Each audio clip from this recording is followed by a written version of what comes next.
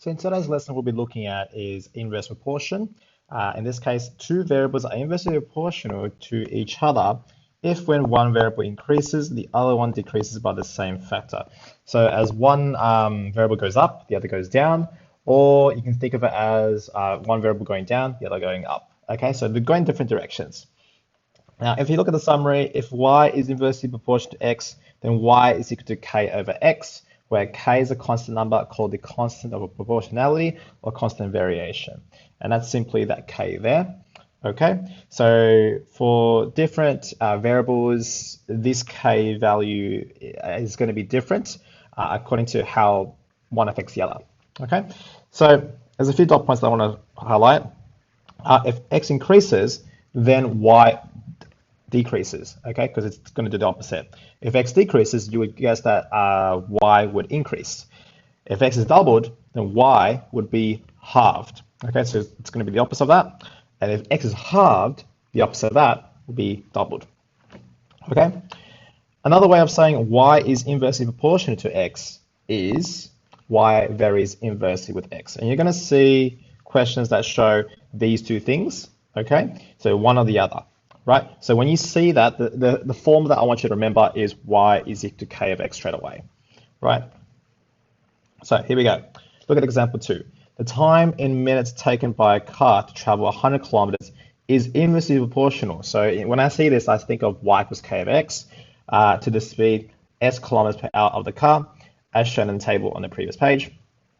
At 50 kilometers per hour, the time taken is 120 minutes. Find the inverse variation equation for t. Okay, so we don't actually have y equals k over x this time because of the different letters that they want us to use. So time is represented by t, and the speed here is represented by s kilometers per hour, right? So instead of y is equal to k over x, we're going to use t equals to k over s. Okay, that means t is inversely proportional to s. Okay. In other words, the more time it takes, the slower the car is traveling, or the less time it takes, the faster the car is traveling. Okay, so the higher the speed. Right, so they're both inversely proportional to each other. Now, if we want to find the variation equation for t, to complete the equation, you must find the value of k, okay, this constant of variation. So to do that, we're going to substitute in two specific values that we know for t and s. So in this case, we know s here is 50 kilometers per hour and t is 20 minutes. Okay, so we're just going to say that. Substitute in t as 120 and s as 50. So once I substitute that in, I get 120 equals to k over 50. So this allows us to find k now. So I'm going to multiply this 50 over to the other side, and 120 times 50 is equal to 6,000. So k would equal to 6,000. Now once I actually find this 6,000, I have to put this k value back into the equation that we constructed earlier. So that k now is 6,000. So t is 6,000 over s. Okay. Now for part B. Now for part B, how long did the car take to travel 100 kilometers at 40 kilometers per hour? So if it says how long, it's asking for what the time is, and the speed that it's saying is 40 kilometers per hour. That goes right there in the formula. So our t value here is going to be 6,000 over 40. 6,000 over 40 will be 150. Now just make sure that you know what t is measured in. T here is measured in minutes according to the question. So we're going to write 150 minutes. Then for part 2, sorry, I forgot to write that. So part II now is what we're up to. We've got 110 kilometers per hour. So we're just going to change s here to 110. So t would equal to 6,000 over 110. So 6,000 divided by 110 will give us 54 minutes. and around 33 seconds. Okay, so I get this number when I type in the degrees milliseconds button right after I press the equal sign after typing this in.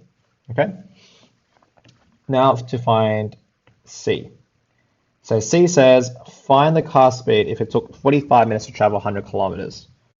Okay, so we're going to put in T as 45 this time because we're trying to find S here. Okay, so using this formula, sorry, our time is now 45 minutes. We're going to put that in. So 45 would equal to 6,000 over S. And if the denominator is on the bottom, that speed that we're finding, we're just going to swap it around with the other side. So that S is 6,000 over 45. 6,000 over 45 will get me 133.3 recurring.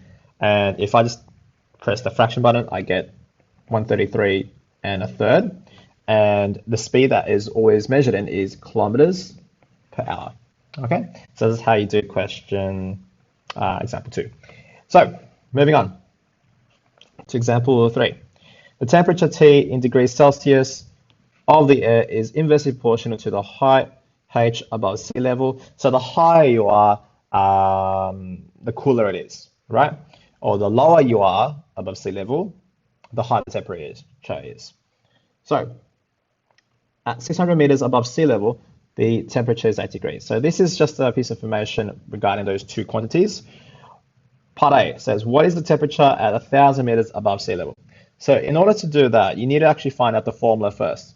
The formula we're finding relates the temperature, T, as well as the height, H. So we're going to say here the temperature is inversely proportional to H, which means K over H, right? So we're now going to find out what K is. And now to find out what K is, you got to find out some information about T and H, which is right here. I'm just going to highlight that.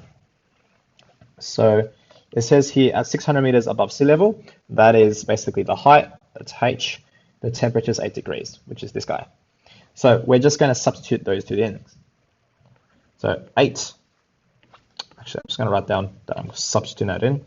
So sub T as 8 degrees Celsius and H as 600. So 8 would equal to K over 600. And what that means is I need to find K now. So to find out K, I need to multiply that 600 over. So 8 times 600 is 4,800. Okay. Now remember, once we find out what K is, we need to put this back into our equation, which is right there.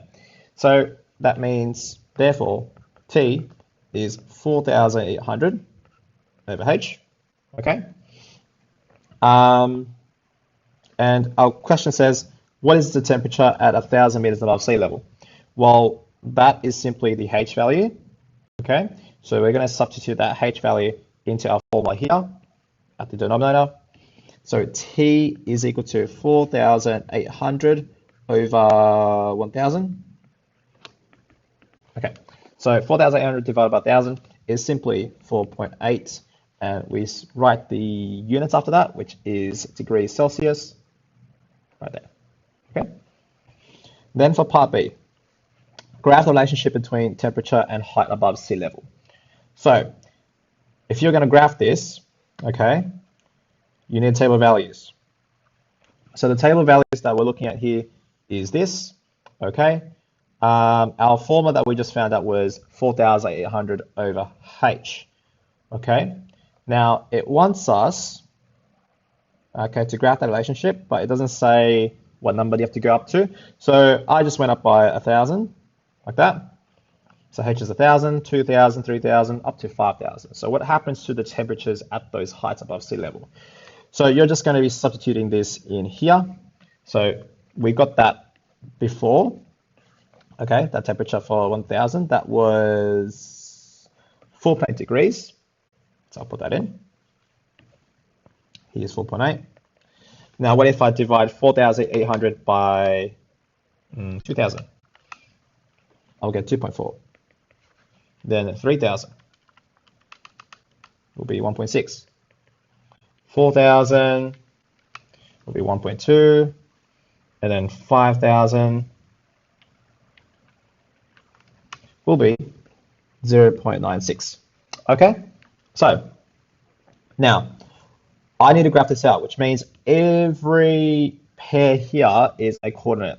Okay, so what's over here, the first row, is going to be on the bottom as my x-axis, or in this case, h-axis, the height. T will be the y-axis, okay, on the vertical line. So 1,004.8 will be right here. So here's 1,000, 4.8 will be somewhere around here. So I'm just going to put a point there. Okay. 2,002.4 would be here. So just under half would be between 2 and 3. 3,001.6 would be somewhere around here. 4,001.2 would be around here. And then 5,096 will be around here. Now, notice how this is a curve that keeps on going, okay? But the interesting thing about this is it's not a straight line. It's going to be a curve. And if I join that up, I'll get something that looks like this, okay? And if we just keep on drawing, it's actually going to look like this, okay? It's not very perfect, but right there, okay? And if we keep drawing this side, it's going to try to go towards the x-axis, but not really reach it, okay? Same for the vertical axis here, okay? So for higher values of t, it's not going to do something like this. It's going to do something like this, okay? Where it's going to get closer and closer and closer, right? Right, and that's how you graph those two relationships.